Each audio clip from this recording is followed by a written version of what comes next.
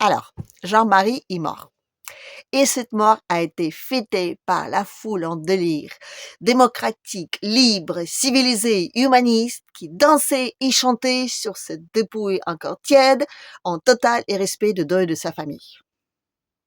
Vous ajoutez ça au Géo et à l'inauguration de Notre-Dame, et voilà, la France détient la palme, je veux dire, d'or de pays de plus en total respect de valeurs humaines. Je dis humaine et pas humaniste. C'est deux choses différentes, attention. Non, ben je dis parce que pour nous, je dis, on est France, hein, d'accord. Ça fait des années et des années, on est nourri là, vous savez, avec avec tous les médias, c'est la bête, la bête, la bête, la bête, la bête. Alors que pour les autres, ceux qui sont à l'extérieur, il s'agit d'un homme politique qui a créé une partie qui aujourd'hui, on va dire, la plus importante en France. Donc, cela participe encore une fois à la séparation à l'intérieur de notre pays merveilleux qui ne peut que jouer, je veux dire, en faveur de notre président démocratiquement élu, Macron, et il lui permet de rester encore en place. Parce que, je vous rappelle encore une fois, les dangers rôdent. Et ces dangers, on nous secoue comme un petit mouchoir rouge pendant des années et des années et des années, en laissant élire tout ce qu'on veut pas. Voilà. C'est une sarnaie arnaque, mais ça marche toujours. Enfin, ce que je veux dire, c'est que moi, je veux dire, non, mais moi, je me prononce pas là-dessus. Non, non. Non, moi, je veux pas être classifié après comme un tel, un tel, un tel. Ah non, mais moi, vous me connaissez. Hein, moi, dès qu'il s'agit de politique, je suis blanc comme neige. Ah non, non, non. Je suis tellement lisse qu'il n'y a pas un poil qui dépasse. Ah non, non, non. Ah non, mais moi, je vous assure. Hein, moi, je dis ça juste comme ça. Hein, juste pour dire comment c'est vu de l'extérieur. De l'intérieur, ah non, moi, je suis pour. Hein, ah non, non, non, moi, je suis... Hein, s'il faut dire demain merci au Macron, moi, je suis la première à le faire. Hein, d'autant que j'ai pourquoi. Hein, oui, oui, parce que c'est quand même grâce à lui que depuis 7 ans, enfin je dis depuis qu'il existe et depuis qu'il donc fait toutes ces petites actions, que la popularité de Poupou d'amour, c'est-à-dire alias dictateur sanguinaire pour les Antilles, enfin je veux dire à ceux qui sont démocratiques là, donc monte plus en plus. Alors, hein, merci, merci Mimi, merci, grâce à toi, Poupou d'amour est plus en plus aimé dans le monde entier, et la France, hélas, ben voilà, voilà, je veux dire, on est vu comme des barbares totalement finis, écrasés et nuls et non venus. Enfin bref, je veux dire, c'est terrible, c'est terrible, c'est terrible, c'est terrible. Non, mais je dirais, c'est terrible. Voilà. Après, je vous dis encore une fois, moi, je m'applique pas. Mais néanmoins, quand même, je voulais vous parler d'un interview que donc ce affreux personnage, la bête, la bête, la bête, comme on le dit, a donné à un autre représentant de notre diable incarné, donc au début de mai 1998. Enfin, si je peux juste rappeler qu'à l'époque, la Russie, il était donc libre, démocratique, très pauvre et très, je m'écrase. Non, c'était très libéral là-bas à l'époque.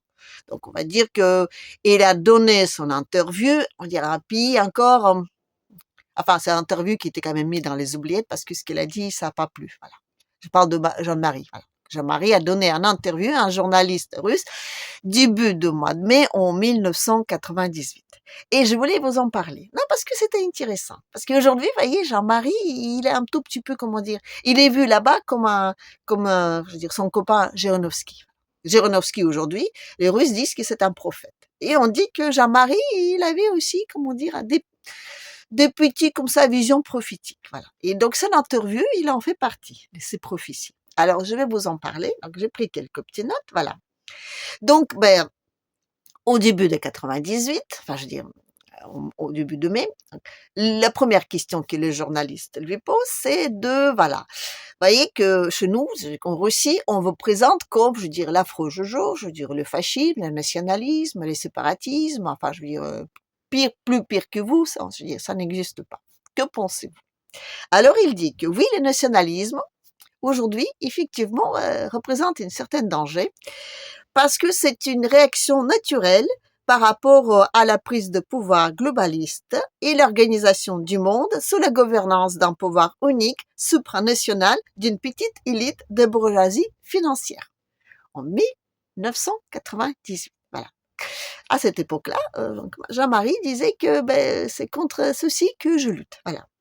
Et il a dit aussi que, vous voyez, pour le mondialisme, il est nécessaire, pour arriver à ses fins, de rechercher une disparition de tous les empires, à commencer par la Grande-Bretagne, la Russie, la France, avec les États-Unis, donc prochains sur la liste. Une fois que donc le pouvoir de tous ces empires sera donc on va dire amoindri, il passera aux États les plus forts pour leur faire disparaître donc également. C'est la raison pour laquelle Jean-Marie, déjà à l'époque, s'opposait à la création d'une Europe fédérale, parce qu'il considérait que cette création, elle profitera beaucoup plus aux intérêts financiers au lieu des intérêts de la population. Voilà. Donc, elle disait, en ce qui concerne la Russie, elle disait que c'est toujours un empire avec une multitude d'ethnies, ressemblées sous la gouvernance commune, maintenue par des valeurs et des visions sociétales uniques. Et que le danger de nationalisme, c'est le séparatisme, effectivement, et que s'il est bien manipulé, il pousse des empires et des grands États à une dislocation. Et il est donc très important que les choix de minorité dans ces pays-là ou dans les empires soient respectés. Le séparatisme représente un danger aussi bien à l'intérieur du pays concerné qu'au pays limitrophes. L'explosion de la Russie, disait-il à l'époque, un pays qui joue un rôle d'un point de vue d'équilibre, je veux dire, extrêmement important, non seulement sur le continent européen, mais aussi sur la scène internationale. Son affaiblissement, il y aura des persécutions énormes. Pardon, pas persécutions, les percussions énormes. Donc, premièrement, l'affaiblissement de la Russie pousserait à la monopole des États-Unis, en premier lieu, pris en monopole d'autres, on va dire, États, voire de gouvernance supranationale et, je veux dire, finalement, un gouvernement uni, comme on l'a dit, qui n'a absolument aucun intérêt pour le bien-être des citoyens des pays, car les pays, a priori, cesseront d'exister. Voilà. La France, disait-il, c'est un pays d'un point de vue ethnologique unique. L'immigration qui lui est imposée ne peut que créer une dislocation nationale, commençant par la disparition de toutes les valeurs françaises au profit des valeurs globalistes, en enlevant aussi à ce pays toute son identité. Nous sommes tous deux humains, disait-il. Nous avons 2 yeux, 2 jambes, 2 bras, un nez, enfin, a priori, un cerveau. Mais nous ne sommes pas tous pareils, parce que notre vision du monde est différente. Et c'est pas mieux, c'est pas pire, c'est juste différent. Le mélange de toutes ces valeurs les fait disparaître. Il fait ainsi disparaître l'individu. En revanche, le partage de ces valeurs crée une richesse. Mais pour qu'il y ait un partage, il faut qu'il y ait une préservation de ces valeurs. On essaie de tout faire pour nous faire ressembler tous. Voilà. On devient non seulement les individus neutres, mais on va dire quasi inexistants. Et le wokisme, de ce point de vue, comment dire, est le point culminant. Tant que je ne suis pas qui je suis, tant que je suis, on va dire, non défini, je n'existe pas. Je disparais de la scène, je veux dire, en tant qu'un individu, puisque je suis un individu en suspens. Voilà. En gros, ce qu'il disait lui, c'est que c'est notre différence qui crée la force, et cette différence, elle est préservée à tout prix. Et de ce point de vue, quelque part, je suis d'accord avec lui. Parce que voyez-vous, je vais vous dévoiler un grand secret. Tel que vous me voyez là, je suis pas noire. Non, non, non, non. Et Dieu sait, j'ai essayé. Enfin, je veux dire, quand j'étais petite, j'ai rêvé de l'Afrique. Voilà. Pour moi, c'était un monde merveilleux.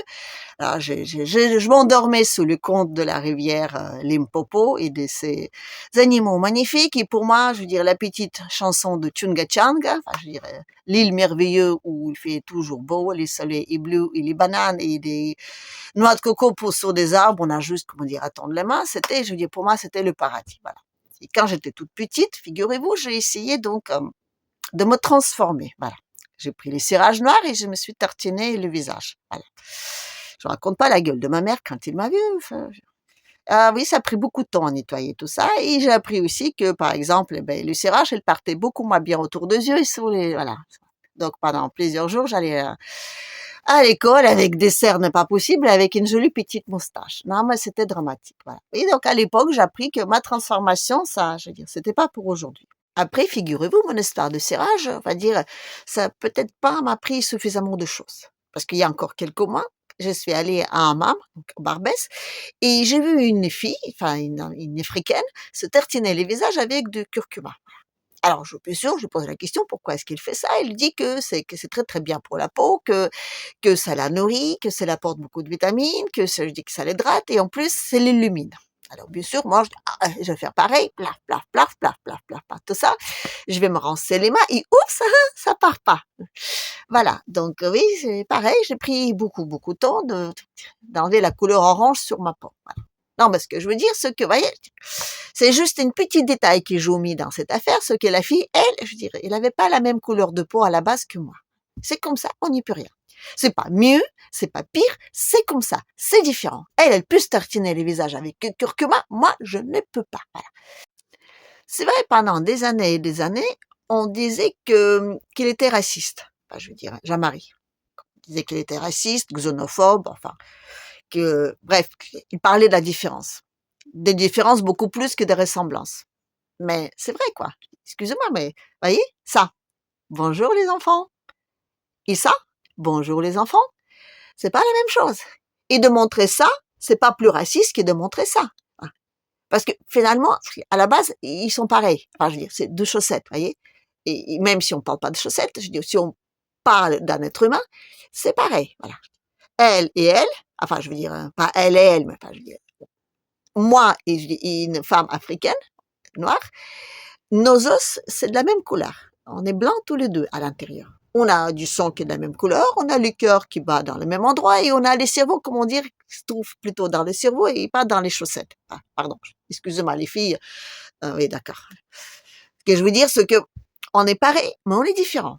Et c'est cette différence qui crée notre richesse. Et qui crée notre richesse, pas seulement d'un point de vue, je veux dire, global, mais aussi d'un point de vue personnel. Voilà. Et de dire qu'on est différent, non, c'est pas raciste. Ce qui sera raciste, c'est de dire que l'une est mieux que l'autre. Non. Notre différence fait notre force. Mais quand on essaie de, on va dire, de se ressembler l'une à l'autre, ben, c'est là, finalement, c'est là où il y a du racisme. Parce que forcément, je veux dire, il y a le modèle et il y a la copie. Voilà. La copie sera toujours moins bien que le modèle parce que, je veux dire, il n'est pas le modèle. Voilà. En revanche, si chacune reste dans son individualité enfin, je veux dire, le plus exemplaire, c'est là qu'on aura la force et c'est là qu'on a un vrai partage. Donc, de dire que c'est du racisme, pas, je veux dire, hein, d'insister sur les différences de chaque personne, c'est nul. Voilà. Enfin, selon moi. Après, chacun voit les choses comme il veut. Voilà. Voilà. Enfin, bref. Je vais m'arrêter là pour aujourd'hui. Je voulais quand même profiter pour, euh, pour transmettre mes condoléances à la famille de la bête, comme on l'appelle ici. Voilà. Et de dire que, ben, réfléchissez un peu. Quelqu'un que depuis des siècles et des siècles on traite comme ça et qui reste toujours, je veux dire, à la surface, que on ne tue que celui qui représente un danger. Mais aujourd'hui, c'est quoi qui représente un danger, hein? Est-ce que c'est vraiment, je veux dire, ce merveilleux monde mondialiste de l'inclusion et de l'individu, enfin, je veux dire, qui ne l'est plus, ou celui qui donc, reste un vrai patriote et qui dit que c'est peut-être bien de trouver un équilibre entre nous? Non, mais vraiment juste comme ça, une petite question. Après, c'est à nous de chacun de choisir. Voilà. Et moi, encore une fois, je ne m'applique pas. Hein. Attention. Allez, à la prochaine.